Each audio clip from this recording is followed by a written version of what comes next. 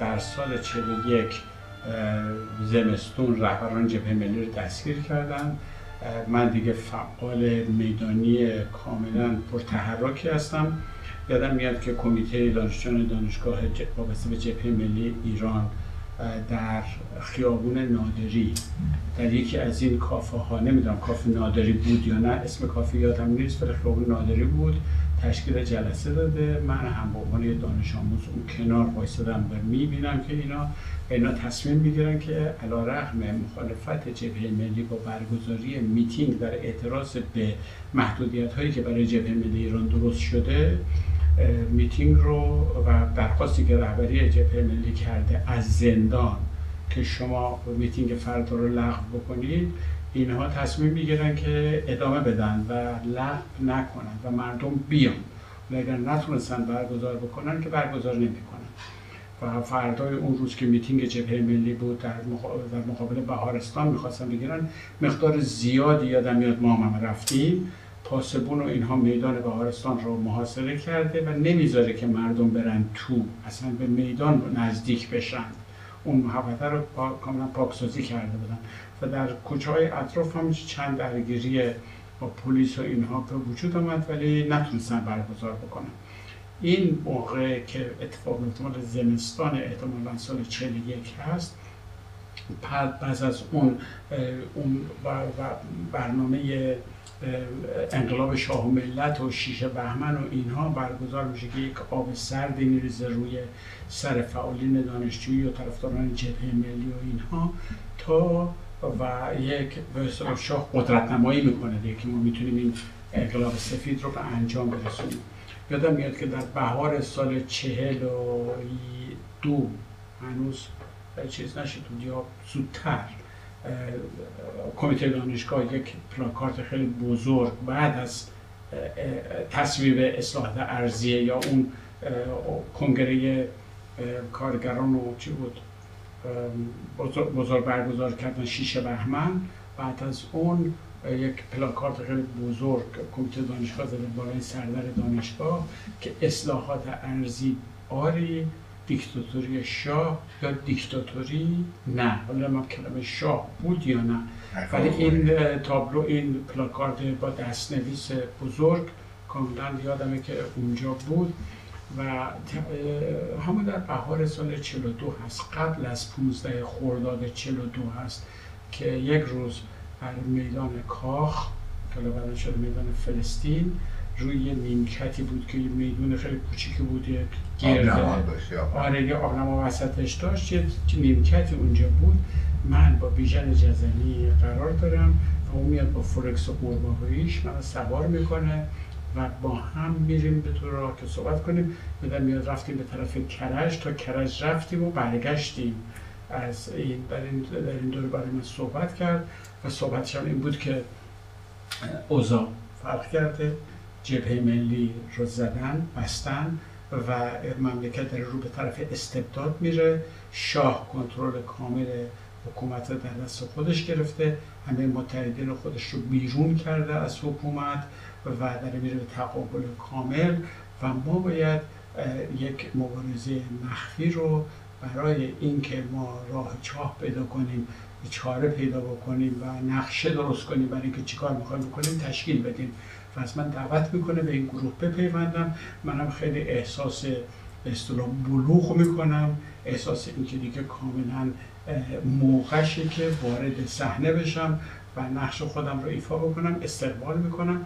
بعد بیژن میگه که شما اگر میتونید کسان دیگری هم اگر میشناسی یا هستی که میدونست من رفیق دارم معرفی کرده بودم به اون که بپیوندن. یادم میاد که من رفتم خونه حمید اشرف، خیابون آیزنهاور بود، روبرو دامپزشکی، یه خیابونی بود به طرف پایین میرفت، دانشکده دامپزشکی، یه خیابونی بود باز میشد به طرف جنوب، دست راست خونه اونها بود. اما وقتی که میرفتیم تو تا پله میخورد میرفت پایین خونه تا وارد طبقه همکف میشدیم. اتاق حمیدم این بغل بود. شاید مثلا چند ساعت من و حمید نشستیم و با هم بحث میکنیم که اون من میگم که من میخوام برم این کارا رو بکنم، عضو این گروه بشم، عضو این گروهی بشم و اینا میخوان کار بکنن، اون از من سوال میکنه و من جواب میدم. منم نمیدونم مثلا چارت تشکیلاتی اونا چیه، اصلا چارت تشکیلاتی چی هست. بعد روی چیز یک شبکه که مثلا یک حوزه که مسئول هست، هر کدوم از این اعضای این حوزه یک حوزه زیر دست خودشون دارن و این شبکه اینجوری میره پایین. این رو نشستیم رو کاغذ با هم دیگه کشیدیم و گفتیم اینجوری میشه قاعدتاً، چون ما که اطلاع نداشتیم چه اتفاقی میخواد بیفته و اون از همین تاریخ به ما پیوسته. ولی این داستان 15 خرداد که گفتی برای من یک روز واقعاً فراموش نشدنیه. خیلی از تصویرها تو ذهنم حک شده عمیق.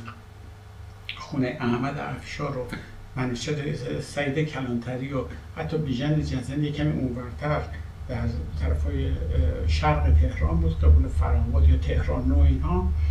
و من یادم میاد که فردای روز 28 مرداد از خونه احمد افشار اومدم تو خیابون سیمتری که میره به طرف میدون ژاله در اونجا یا تهران نو و در اونجا میبینم که مثلا تلفن ها شکسته، مغازه‌های مشروب فروشی شیشه شکسته یا غارت شده، چیزهای چراغ برق، چراغ‌های راهنمایی صدمه دیده و این صحنه رو من دیدم. میایم جلوتر تا به مدرسه، بخوام برم مدرسه طرف مدرسه دارالفنون و اینها، میرم تو پارک شهر که کتابخونه رو ببینم. کتابخونه پارک شهر که نیم بشکه بود، چوبی بزرگ، شاید دهنه مثلا 10 متر 12 متر داشت، پایش که آمده زیر اینجوری رفته بالا، نیم بشکه و درش میرفتی تو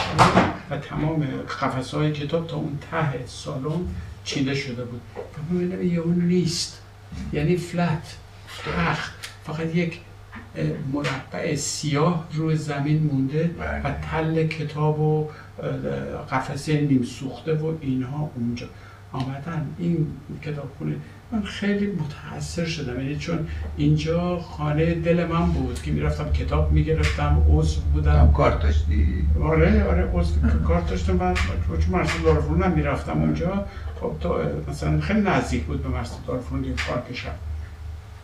بعد از اونجا آمدم بیرون، چیز رو با خیابون شمالی پارک شهر طرف نزدیکتر به میدون خیابون حسن آباد که از حسن آباد میادی پایین تر، اونجا باشگاه شبان جعفری بود، یک ساختمون عبوس گند زمختی اینجوری ساخته بودن. رستم بود. آره اونجوری بالا بود و من دیدم اینم دود زده، تو دیوارهاش دودی شده و آتیش سوزی شده و اینا. یکمی خوشحال شدم راستش رو بگم، احساسم که این کار درستی بود مثلا کردم. به این ترتیب سال 42 رو تموم کردیم و در سال 42 قطعاً تو شدی سیاسی دیگه. من عضو گروه شدم، بودیم. منم قطعاً با کله رفتم روزنامه‌نویسی. بنابراین 15 خرداد یه ماده تاریخی است، هم برای تو هم برای من. اولین گزارش نوشتم، تو هم معلومه، تکلیف معلومه. از همون جایی که تو خوشحال شدی من خیلی ناراحت شدم به خاطر این کتاب خونه‌ای که ساخته بودم براشون از بین رفته بود. ولی در مورد کتاب خونه مرکزی اینجا با تو هم عقیده بودم، یعنی اینجا دلمون سوخته بود. پس بنابراین این راهی رو که با هم دیگه اومده بودیم در اینجا میشه گفتش از هم جدا شد.